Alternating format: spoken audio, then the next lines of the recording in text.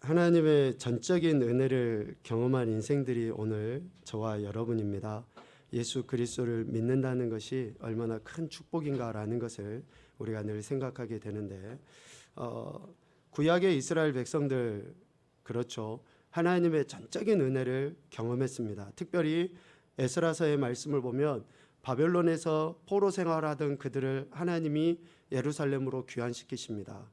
그리고 그들에게 성전을 재건을 하라 라고 말씀하시고, 또 성전 재건이 되고 난 이후에는 유월절 절기를 지키도록 하시죠.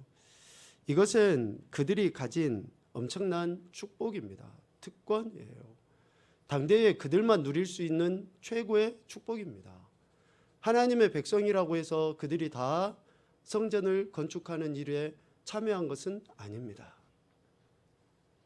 이스라엘 백성들이 그 당대에 쓰임을 받는 엄청난 특권을 그들이 경험하게 된 거죠. 그런데 이 성전 재건과 유월절 절기를 지키는 것이 어쩌면 단회적이라든지 또 큰 이벤트성이라든지 또 아니면 좀 더 노골적으로 형식적으로 전락되지 아니하도록 하나님은 2차 포로 귀환 시기에 에스라를 예루살렘으로 보냅니다. 이 에스라는 학자 겸 제사장으로서 하나님의 말씀, 율례와 법도를 준행하고 연구했던 사람입니다. 그리고 예루살렘에 돌아가서는 그 백성들에게 이 하나님의 말씀을 가르치기로 결심했던 인물입니다.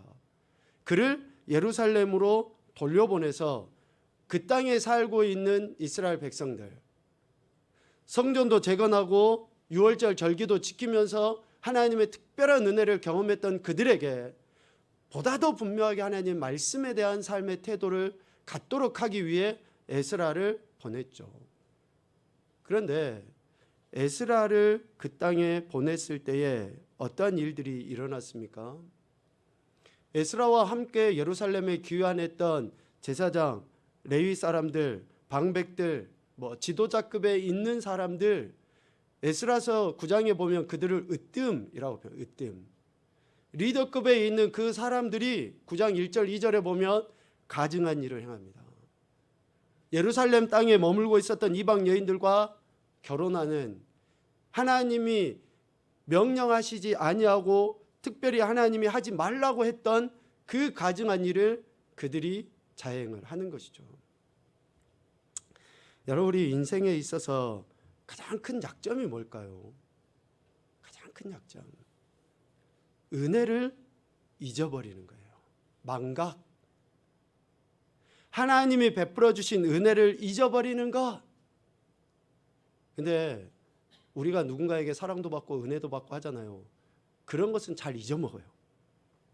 근데 상처받은 거, 싫은 소리 들은 거, 남이 내게 해코지한 거, 이것은 잊어먹지도 않아요. 10년이 지나도 20년이 지나도 30년이 지나도 그것이 마음속 깊은 곳에 있다가 조금만 틀어지면 어때요? 불쑥 올라와서 막 고개 내밀고 치고받고 싸우는 거죠.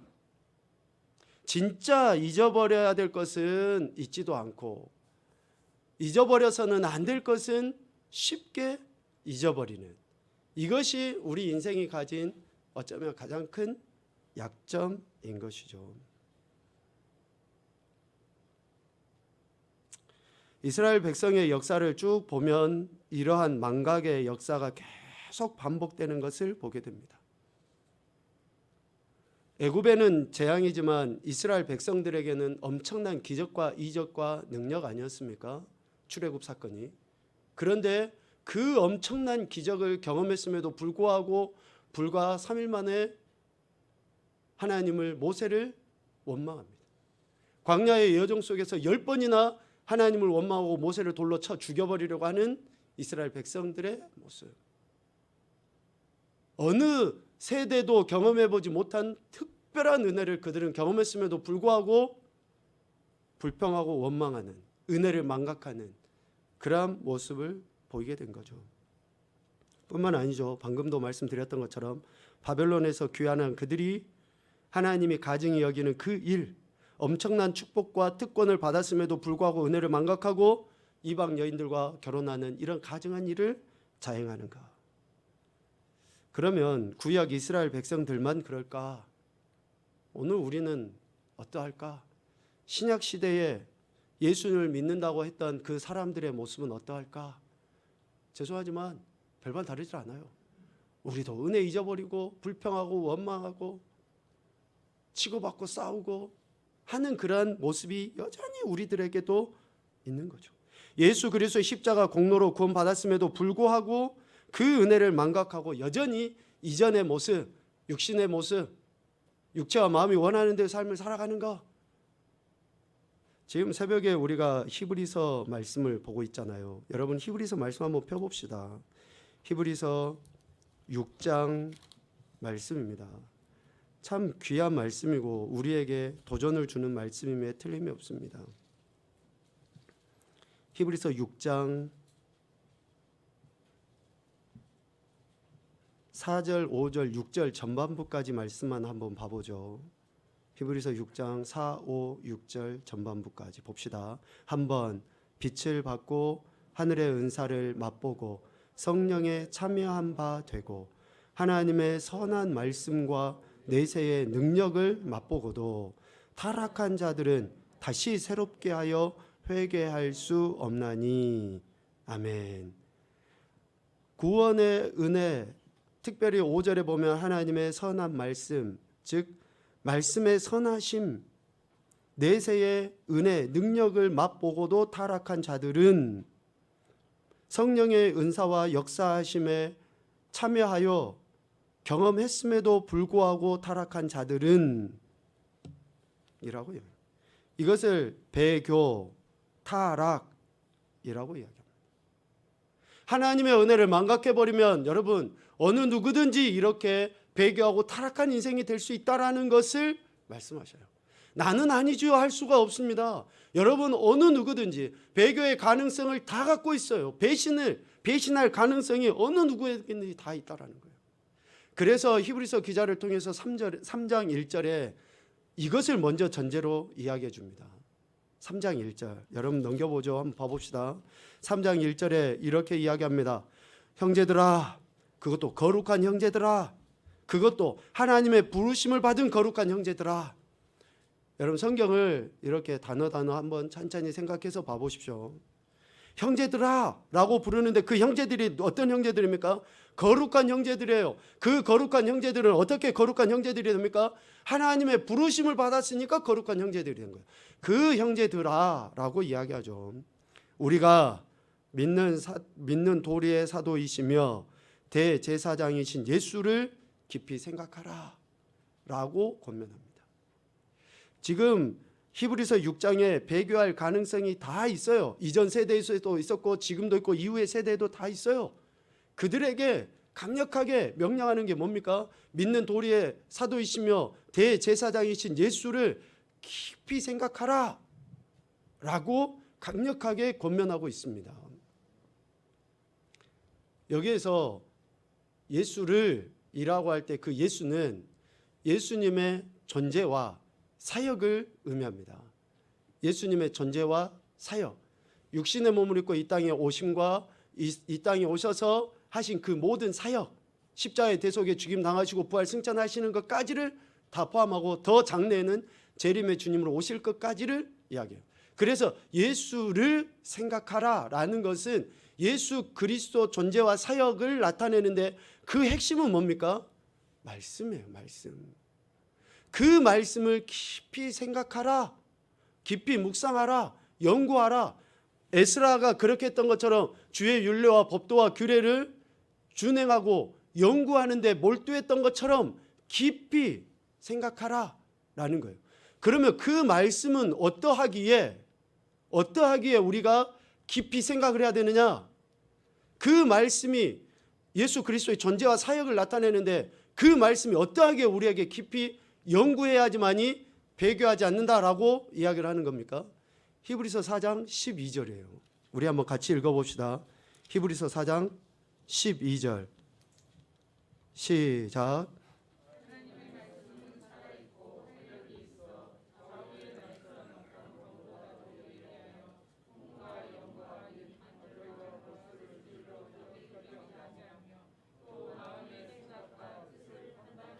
아멘.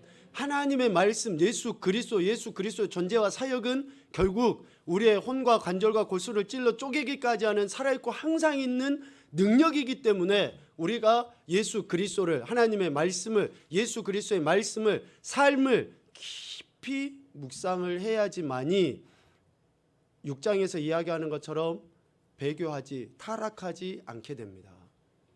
그래서 하나님의 말씀을 깊이 묵상하면 타락하지 않게 되는데 왜 타락하지 않게 되느냐? 그 말씀에 능력이 있어서 어떻게 나타납니까? 첫째는 우리의 마음을 완고하게 만들질 않아요. 우리의 마음이 완고해지지 않습니다. 3장 8절 말씀처럼 광야에서 시험하던 날에 히브리서 3장 8절 말씀처럼 광야에서 시험하던 날에 거역하던 것 같이 너희 마음을 완고하게 하지 말라. 그러니까 하나님의 말씀이 우리 안에 들어오면 우리의 마음이 완고해지지 않아요. 완고하다라는 말은 단단하다라는 건데 그 단단함은 어떻게 해서 단단하게 되냐면요. 어떻게 해서 단단하게 되냐면 나뭇가지가 이렇게 쭉 자라잖아요. 그런데 나뭇가지를 딱 꺾어버려요. 가지가 났을 때. 처음에 새싹이 났을 때 꺾어버리면, 그러니까 작은 티눈만큼 요만큼 작은 씨가 났을 때 꺾는 것은 별로 흔적도 남질 않아요. 그런데 가지가 이렇게 쭉 나왔는데 이 가지에서 이파리도 나고 할 때 이것을 딱 꺾어버리잖아요. 그러면 이 가지는 굉장히 딱딱해집니다. 이 가지를 꺾어버리는 자리가. 그래서 그걸 옹이라고 이야기하죠. 옹이. 그러니까 굉장히 단단해져요. 하나님의 은혜로 생명이 자랐던 것을 잘라버리면 하나님의 은혜를 경험했는데 그것을 잘라버리면 그것이 단단해져요. 즉 완고함은 하나님의 은혜나 기적이나 이적이나 역사를 경험하고 그것을 거부해버리면 마음이 완고해져요. 두 번째는 마음이 완고해지지 않기 때문에 배교를 하지 않게 되고, 두 번째는 4장 14절 말씀처럼 3장 14절 말씀 3장 14절 말씀처럼 우리가 시작할 때에 확신한 것을 끝까지 견고히 잡고 있으면 그리스도와 함께 참여한 자가 되리라 라고 말씀하거든요. 그러니까 예수 그리스도를 깊이 생각하면 우리가 시작할 때 처음 믿을 때 확신했던 그 믿음을 끝까지 견고하게 붙잡고 나갈 수 있게 됩니다. 그래서 우리가 믿음의 성장과 또 믿음의 성숙은 예수 그리스도의 말씀으로 계속 우리의 마음을 기경하고 그 은혜가 우리에게 공급되어질 때 그러는 거예요. 한번 은혜 받아서 우리가 믿음이 성장해져 가고 타락하지 않게 된다라고 장담할 수가 없어요. 이런 사람은 정말 특별해요.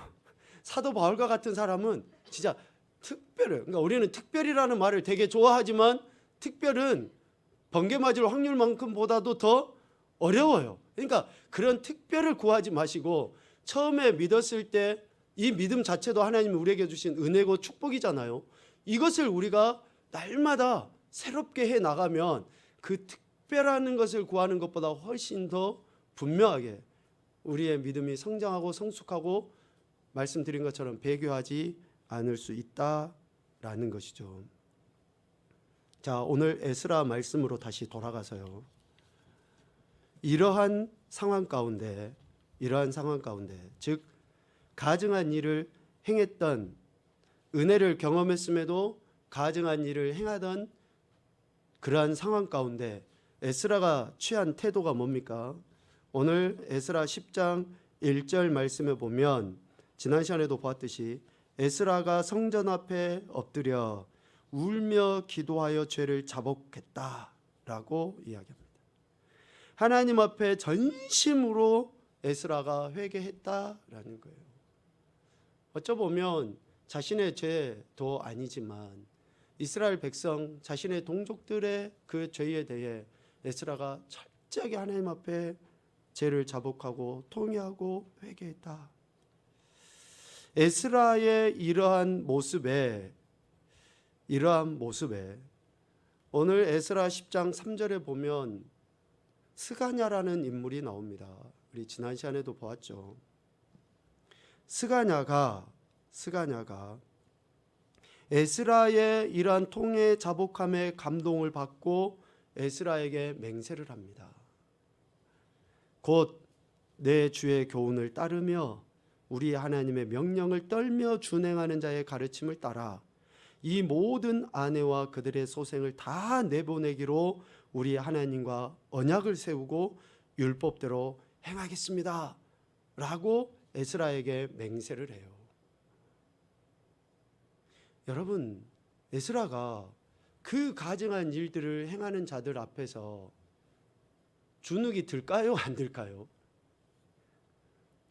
그 엄청난 죄 앞에 하나님이 가증한 일을 행하는 자들에 대해서 심판하신다라는 그 명확한 말씀을 알고 있었던 에스라가 지금의 이 상황을 보면 염려도 되고 걱정도 되고 두렵기도 하고 과연 저들이 진짜 회개할까? 라는 그런 생각이 들까요? 안 들까요? 들까요? 안 들까요? 들겠죠.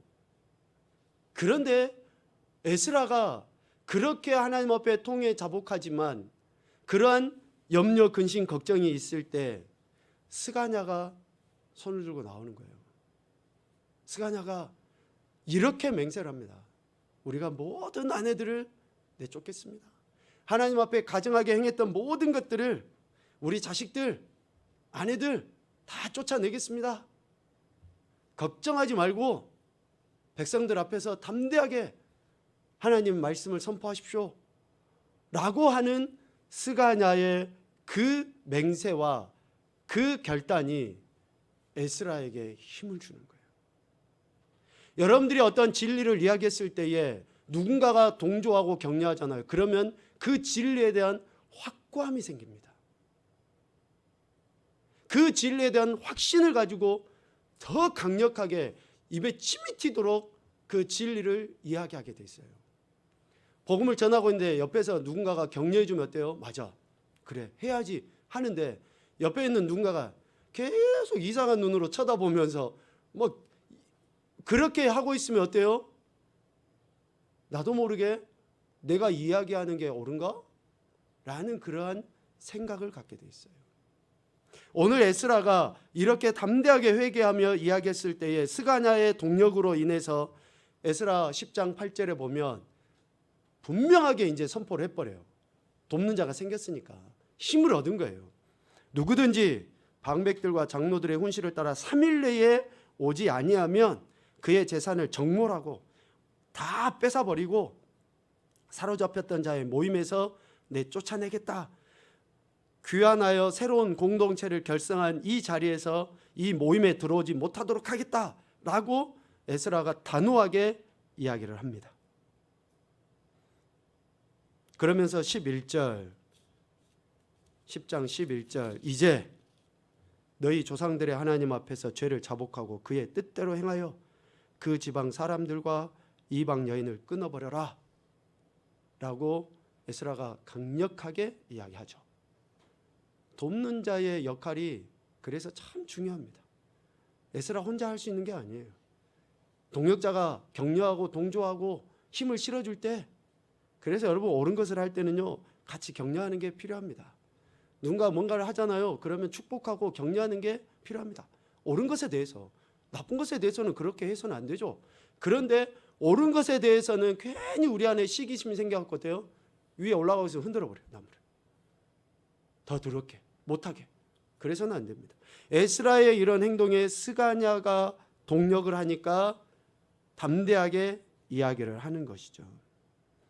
비록 가증한 일을 범한 이스라엘 백성의 모습이지만 10장 2절 말씀처럼 아직도 소망이 있는 것은 지도자인 에스라의 통해 자복함, 그리고 에스라를 돕는 스가냐, 또 그 이야기를 듣고 결단하기로 한 백성들의 모습을 통해서 아직 소망이 있다라고 이야기를 하는 겁니다. 로마서 8장 28절 말씀 우리 한번 같이 읽겠습니다. 시작.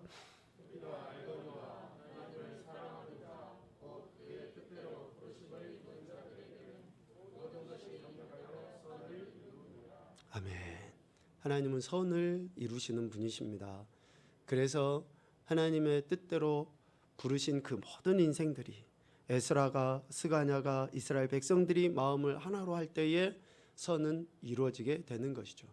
그런데 이러한 선을 이룸에 있어서, 즉 우리가 하나님 앞에 거룩을 회복하고 하나님 백성으로 살기 위해서 회개할 때에 회개에는 엄청난 대가가 따르게 되어 있습니다.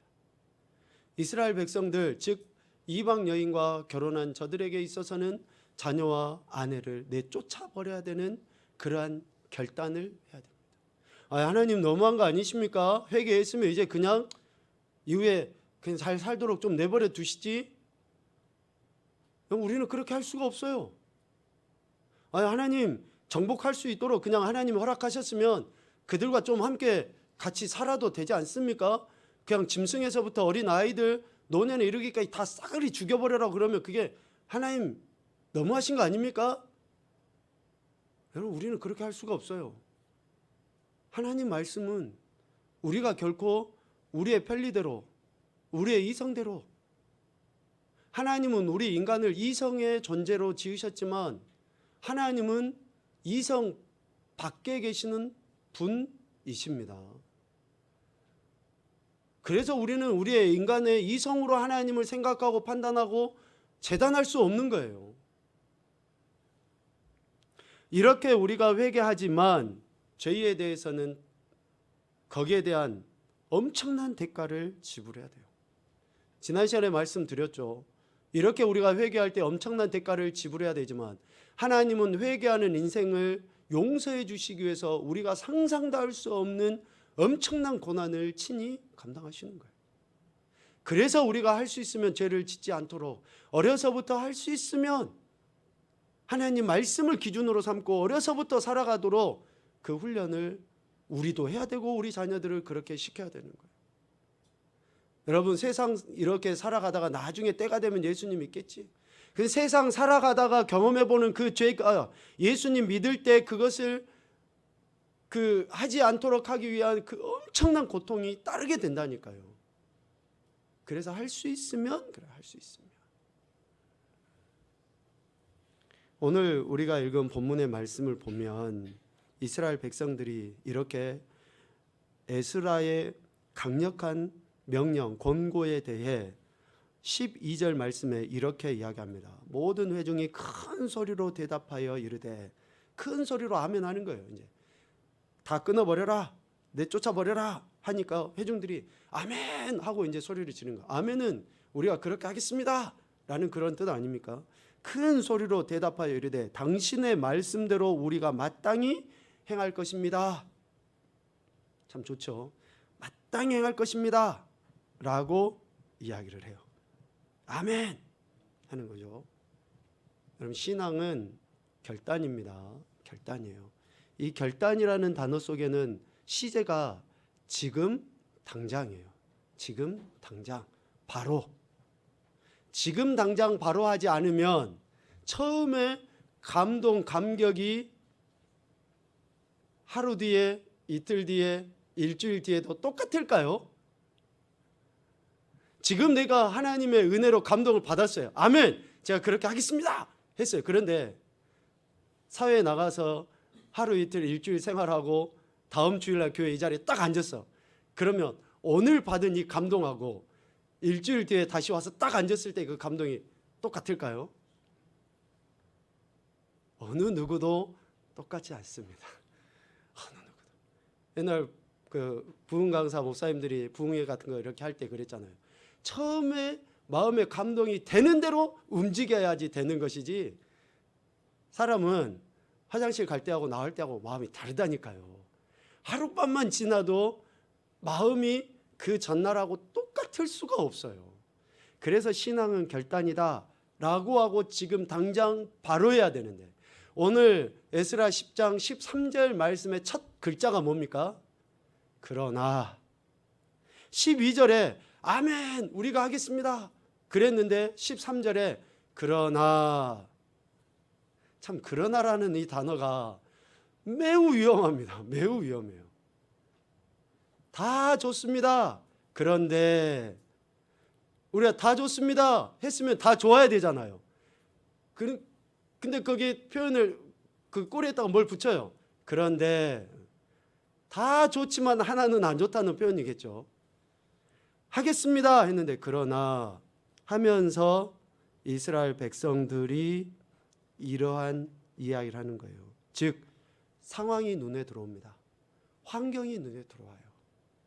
하나님의 은혜를 있는 그대로 받아들이고 순종하지 못하게 하는 상황과 환경, 형편들이 눈에 들어옵니다. 첫째, 백성이 많고 에스라의 명령에 대해 체계적으로 일을 막 처리해야 되는데 백성이 이렇게 범했던 백성들이 너무 많은 거예요. 그러니까 백성이 많아서 체계적으로 지금 일을 바로 처리할 수 없는데요. 이런 이야기고. 또 큰 비가 내리는 때니 우리나라는 지금 6월 7월 이럴 때가 장마지만 이스라엘 예루살렘은 12월부터 한 그 2월 3월 이럴 때까지를 우기로 잡습니다. 그러니까 지금 여기에 큰 비가 내린다고 하는 것은 맞아요. 큰 비가 내리니까 사람들이 비 오면 움직이기 불편하죠. 그러니까 이제 못 하는 거예요. 이러한 것으로 인해서 이야기를 하는 거죠. 그리고 또 크게 범죄했기 때문에 하루 이틀에 해결될 일이 아닙니다 라고 이야기해요. 하루 이틀 해가지고 이거 우리 해결될 일이 아니니까 좀 시간을 천천히 좀 둡시다 라고 이야기하는 것과 같습니다.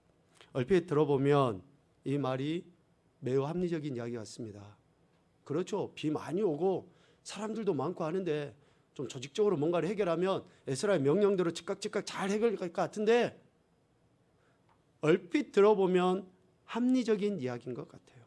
여러분, 이 합리적인 이야기가 실질적으로 더 엄밀하게 따지면 타협이라는 것으로 바꿔볼 수 있습니다. 타협. 우리 신앙의 삶에서 하나님의 뜻을 이루어드리지 못하게 하는 결정적인 역할을 하는 게 뭡니까? 타협이에요. 타협.